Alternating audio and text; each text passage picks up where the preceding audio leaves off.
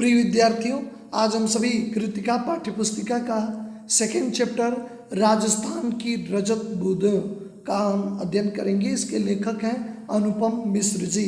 वास्तव में जैसा इसका शीर्षक है राजस्थान की रजत बूंदें, वास्तव में रजत का अर्थ होता है चांदी, यानी राजस्थान में पानी की उतनी कीमत है जितनी की चांदी की। ऊंट वहाँ पे सबसे उपयुक्त जानवर है जिसे रेगिस्तान का जहाज कहा जाता है, क्योंकि उनके पैर भी गद्देदार होते हैं और कई दिनों तक वो बिना पानी पिए चलता रहता है और वो सरवाइव कर पाता है। तो राजस्थान में पानी के लिए बहुत संघर्ष होता था। उस समय की बातें हैं जब वहाँ पे कुएं का निर्माण होता था। पानी को कैसे रजत की बूंदें वो सभी लोग प्राप्त करते थे। आज सुविधाएं बढ़ गई हैं, आज तमाम वैज्ञानिक तरीके अपनाए जा रहे हैं, लेकिन ये चैप्टर निश्चित तौर पे आज भी राजस्थान में पानी के लिए संघर्ष और प्राचीन काल में किस तरह उसे महत्व देते थे, किस तरह उस बूंदों को संरक्षित करते थे, इस चैप्टर में हम पढ़ेंगे। आइए पंक्तिबद्ध होकर एक एक पंक्तियों का हम अध्ययन करें।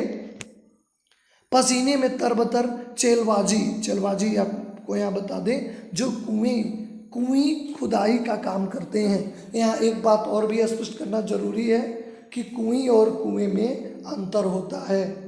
कुएं जो राजस्थान में होता है, जो कुएं का सीधे विपरीत होता है। अभी आगे हम इस चैप्टर में इस बारे में हम अध्ययन करेंगे कि कुएं और कुएं में क्या अंतर होता है।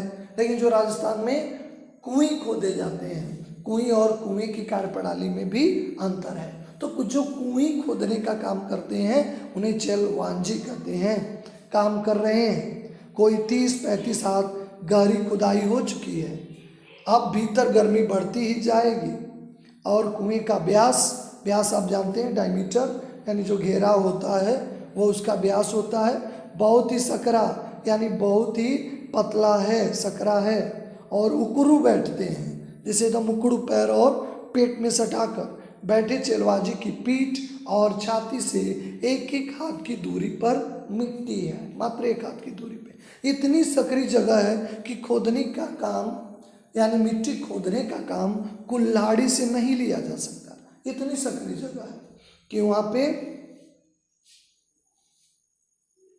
उसका काम नहीं लिया जा सकता, फावड़े से नहीं हो सकता। इसलिए खुदाई के लिए बसौली यानी एक बांस के हैंडल लगाए हुए छोटा सा 1 फीट का और बहुत छोटा धारदार उसमें फावड़े जैसा औजार होता है। नुकीला फल लोहे का होता है और लकड़ी का हत्था होता है जिन्हें बसौली कहते हैं। कुदाल या कुल्हाड़ी का प्रयोग वहाँ नहीं हो सकता। कुएं की गहराई में चल रहे मेहनती का काम पर वहाँ की गर्मी का असर पड़ेगा। गर्मी कम करने के लिए ऊपर की जमीन पे खड़े लोग बीच बीच में मुट्ठी भर रेत बहुत राजस्थान की जो जोर के साथ नीचे फेंकते हैं। राजस्थानी जो लोग होते हैं वह अंदर काम करने के लिए रेत फेंकते हैं। रेत तेजी से फेंकने का क्या असर होता है कि तेजी से फेंकने के बाद एक हवा आती है और उस हवा से थोड़ी उनकी गर्मी कम हो जाती है। इससे ऊपर की ताजी हवा नीचे फेंकती है और गहराई में दम घोटू गर्म हवा ऊपर लौटती है। इतने में ऊपर फेंकी जा रही जो है रेत के कण नीचे काम कर रहे चेलवाजी के सिर पे लग सकते हैं। रेत में केवल रेत होता नहीं है, पत्थर भी होते हैं, उनके सिर पे भी लग सकते हैं। इसलिए सिर पर जैसे हेलमेट हम पहनते हैं वैसे कांसे, पीतल या अन्य किसी धातु का एक बर्तन टोप की तरह पहने हुए होते हैं। नीचे थोड़ी खुदाई हो जाने के बाद चेलवाजी पंजों के पास मलबा जमा हो जाता है या हो गया है, इसलिए ऊपर रस्सी से एक छोटा सा डोल या बाल्टी उतारी जाती है। एक छोटी सी बाल्टी या डोल यानी एक छोटा सा डिब्बा होता है जो रस्सी के माध्यम से निकाले, क्योंकि अंदर होते हैं और अंदर से बार बार ऊपर आ नहीं सकते। मिट्टी लाने के लिए, मलबा निकालने के लिए एक छोटी सी बाल्टी का प्रयोग किया जाता है। कहते हैं कि मिट्टी उसमें भर दी जाती है। पूरी सावधानी के साथ ऊपर खींचते हैं। खींचते समय भी बाल्टी से कुछ रेत, कुछ कंकड़, कुछ पत्थर नीचे गिर जाते हैं, लेकिन वो कांसा या पीतल का हेलमेट जैसा एक उल्टा कटोरे जैसा होता है जो चेलवांजी पहने होते हैं उनसे वो बच जाते हैं। चलवाजी यानी चेजारे बीने कहते हैं, कुएं खुदाई का काम करते हैं। एक विशेष तरह की चिनाई करने वाले दक्षतम लोग होते हैं, एक्सपर्ट लोग होते हैं, काफ़ी जानकार लोग होते हैं। कहते हैं इन्हें यह काम चेजा कहलाता है। चेलवांजी जो काम करते हैं वह काम चेजा कहलाता है। चेजारो जिस कुएं का काम बना रहे हैं वह भी कोई साधारण ढांचा नहीं है। कुएं यानी बहुत छोटा सा कुआं है, बहुत सा छोटा सा कुआं को ही कुएं कहते हैं। वो भी कोई साधारण ढांचा नहीं होता है। कुआं पुल्लिंग है जबकि कुएं स्त्रीलिंग होती है, स्त्रीवाचक शब्द है। यह छोटी केवल व्यास में ही है। देखिए कुएं छोटा व्यास का होता है और जबकि कुआं बड़े व्यास का होता है। गहराई तो कुएं की कहीं कहीं कम नहीं होती है।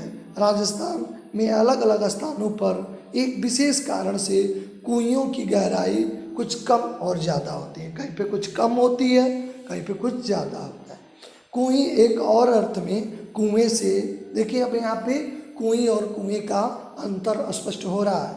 कुएं एक और अर्थ में कुएं से बिल्कुल अलग है। कुआं भूजल को पाने के लिए बनता है, पर कुएं भूजल से ठीक विपरीत जो होती है, जुड़ती है, जैसे कुआं जुड़ता है। कुएं वर्षा के जल को बड़े विचित्र ढंग से समेटती है। देखिए मूलभूत अंतर कुएं और कुएं में, ये प्रश्न भी है कि कुएं और कुएं में क्या अंतर है। तो मूलभूत क्या अंतर है? कुएं में भूगर्भीय जल आता है, कुएं में जमीन का जल आता है, जबकि कुएं में जो रेत के बीच में जल रहते हैं वो रिस के आता है। यानी रेत के जो है बारिश का ही जल को एक तरह से फिल्टर करके एक तरफ से उसे निर्झरण विधि से वह वहाँ पे आता है, जबकि कुएं का जल भूगर्भीय होता है। तब भी जब वर्षा नहीं होती है, यानी कुएं न तो सतह पर बहने वाला पानी है न तो भूजल है, ये तो नेत जैसा कुछ पेचीदा माला या निर्झण। नेत मतलब धीरे धीरे चलने वाला कुछ पेचीदा मामला न। देखिए कुएं में न तो सतह का बहने वाला पानी है न भूजल है, ये तो नेत जैसा कुछ पेचीदा मामला, यानी धीरे धीरे निर्जण विधि से, फिल्टर विधि से आने वाला पानी है। ये मूलभूत अंतर है। मरुभूमि में, यानी जो राजस्थान की भूमि है, रेत का विस्तार और गहराई अथाह होता है। आप अंदाजा नहीं लगा सकते रेत कितना विस्तारित रूप में होता है, अथाह रूप में होता है। यहाँ वर्षा अधिक मात्रा में भी हो तो उसे भूमि में समा जाने में देर नहीं लगती। जैसे रेत पे एक बाल्टी पानी फेंकें पता ही नहीं चलेगा, अभी मिट्टी पे फेंकें तो कुछ देर तक रहता है। वैसे कितना अधिक बारिश हो जाए राजस्थान में तो बिल्कुल कुछ नहीं पता चलता है, थोड़ी देर बाद गायब। कहीं कहीं मरुभूमि जो होती है रेत की सतह के नीचे प्रायः 10 से 15 हाथ से लेकर 50-60 हाथ के नीचे एक खड़िया पत्थर की एक पट्टी होती है। यानी रेत कहीं कहीं 30-40 फुट पे, कहीं पे 50-60 फुट पे आप देखेंगे नीचे पत्थर मिलता है, पत्थर की एक पट्टी चलती है। ये पट्टी जहाँ भी है काफ़ी लंबी चौड़ी है, यानी पट्टी मिलनी शुरू हो गई काफ़ी दूर तक होती है। रेत के नीचे दबे होने के कारण ऊपर से दिखती नहीं है। ऐसे क्षेत्रों में बड़े कुएं खोदते समय मिट्टी में हो रहे परिवर्तन से खड़िया पट्टी का पता चल जाता है, क्योंकि जो कुएं होती है उसे ऊपर से चिनाई करते आते हैं और इसी मिट्टी पे रोक देते हैं ताकि पानी नीचे नहीं जा पाता है। वो पत्थर का होता है, पानी रुक जाता है और पानी का उपयोग होता रहता है। प्रायः कहते हैं कि अगर वहाँ बड़े कुएं में पानी तो 150-200 हाथ पे निकल आता है। अगर राजस्थान में पानी तो अगर आप भूगर्भीय जल का उपयोग करें तो भी निकल आता, लेकिन वो पीने के काम में नहीं आता, वह खारा होता है, इसलिए पीने के काम में नहीं आता है। तब बस अब इन क्षेत्रों में कुइयाँ बनाई जाती हैं। पट्टी खोजने में पीढ़ियों का अनुभव भी काम आता है। अब जैसे ट्यूबवेल या बोरिंग होता है तो कुछ विशेष लोग ही बता पाते हैं कि कितने फुट कितने गहराई पे होता है, वह वैसे वहाँ भी कई पीढ़ियों के लोग ही बता पाते हैं कि इनका अनुभव उनके काम में आता है। बरसात का पानी किस क्षेत्र में एकदम बैठे नहीं, ये पता चल जाए कि रेत के नीचे ऐसी पट्टी चल रही है। यह पट्टी वर्षा के जल को गहरे खारी भूगर्भ तक जाने से मिलने से रोकती है। जैसे मैंने बताया, ये पट्टी जो बारिश के जल को रोक लेती है ताकि वो खारे पानी में बारिश का पानी न मिल पाए। ऐसी स्थिति में उस बड़े क्षेत्र में वर्षा पानी भूमि की रेतीली सतह और नीचे चल रही पथरीली पट्टी के बीच में अटक कर नमी की तरह फैल जाता है। तेज पकड़ने वाली गर्मी इस नमी, जो ये नमी दिखाई देती है, भाप बनकर उड़ जाने की आशंका होती है। पर ऐसे क्षेत्रों में प्रकृति की एक और वो अनोखी उदारता काम करती है, क्योंकि रेत के कण बहुत बारीक होते हैं। वो अन्यत्र मिलने वाली मिट्टी के कणों की तरह एक दूसरे से चिपकते नहीं। जहाँ लगाव है वहीं अलगाव है, जहाँ अच्छाई है वहीं बुराई है। इसलिए इसमें अलगाव नहीं होते। मिट्टी के कण चिपकते हैं, वह एक जगह छोड़ते भी हैं, इसलिए कुछ स्थान खाली छूट जाता है। दोमट या काली मिट्टी के क्षेत्र में आप देखें तो गुजरात, मध्य प्रदेश, महाराष्ट्र, बिहार आदि में वर्षा बंद होने के बाद धूप निकलने पे मिट्टी के कण चिपकने लगते हैं और धरती में, खेत में, आंगन में दरारें पड़ जाती हैं। जो उनके बीच में नमी होती है वो निकल जाती है। लेकिन राजस्थान में मिट्टी के कण की तरह रेत के कण चिपकते नहीं हैं, इसलिए वाष्प बनकर वातावरण में लौटने लगती हैं। इसलिए वो पानी उसमें बहुत देर तक संरक्षित रहता है। यहाँ बिखरे रहने में ही संगठन है। मिट्टी चिपकी नहीं है, बिखरी है, इसलिए वहाँ पे संगठन है। और उस रेत के कण का जो संरक्षित जल है उसका उपयोग भी है, रहते हैं। यहाँ परस्पर लगाव नहीं है, इसलिए अलगाव भी नहीं होता। जैसे मिट्टी के कण में लगाव होता है, इसलिए वहाँ पे अलगाव भी होता है। लेकिन यहाँ पे ऐसा कुछ देखने को मिलता नहीं है, पर अपनी जगह नहीं छोड़ते। इसलिए जो मरुभूमि में धरती में दरारें नहीं पड़ती, भीतर समाया हुआ वर्षा का जल भीतर ही बना रहता है। और कहते हैं कि एक तरफ थोड़ी नीचे चल रही पट्टी इसकी रखवाली करती है, तो दूसरी तरफ ऊपर रेत के असंख्य कणों का कड़ा पहरा भी होता है। आप देखें तो एक कड़ा पहरा भी दिखाई देता हुआ है। इस हिस्से में बरसी बूंद बूंद रेत में समाकर नमी में बदल जाती है। अब यहाँ कुएं बन जाए तो उसका पेट, उसकी खाली चारों ओर की तरफ रेत में समाई नमी को फिर से बूंदों में बदल देती है। देखिए एक बड़ा परिवर्तन। अगर कुएं बन गया तो फिर वो पानी रिस रिस के और वहाँ पे आने लगता है, रिसती है और कुएं में पानी जमा होने लगता है और खारे पानी में मिल नहीं पाती क्योंकि पट्टी होती है। और खारे पानी के सागर में अमृत जैसा मीठा पानी पीने को मिल जाता है। जहाँ पे अगर ट्यूबवेल, कुआं, हैंडपम्प अगर किसी की भी खुदाई करें तो खारा पानी मिल जाता है। लेकिन ऐसे परिक्षेत्र में जो है आपको ताज़ा पानी, अमृत जैसा पानी पीने को मिल जाता है। इस अमृत को पाने के लिए मरुभूमि के समाज ने, ये नहीं कि अचानक ये सारी गतिविधियां हो गई, इसके लिए काफ़ी मंथन किया।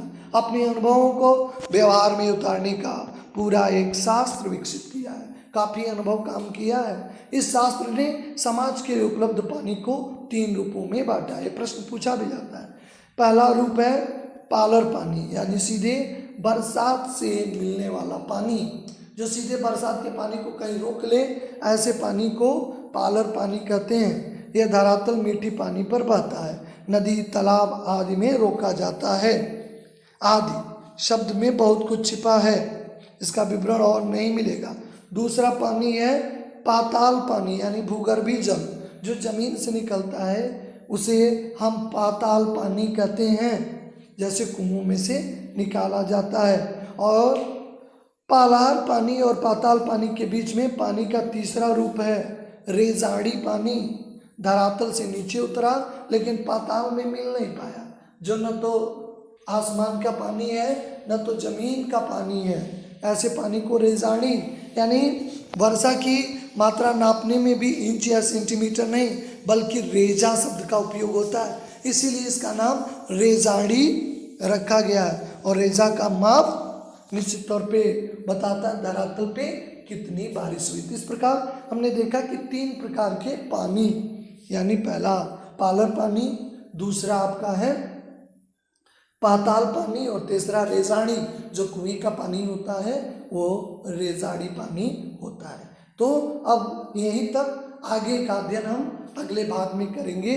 आशा है कि आप सभी को बेहतर ढंग से राजस्थान की जो रजत बूंदें कितना महत्वपूर्ण है राजस्थान में पानी, जिसकी तुलना चांदी से की गई है, आशा है आपको समझ में आया होगा। फिर हम नेक्स्ट वीडियो पार्ट में जो है आगे का अध्ययन करेंगे। आप सभी का धन्यवाद। हिंदी उत्कर्ष चैनल को आप लाइक और सब्सक्राइब करें ताकि आपको नई वीडियो का अपडेट मिलता रहे और आप अपने ज्ञान का अर्जन करते रहें।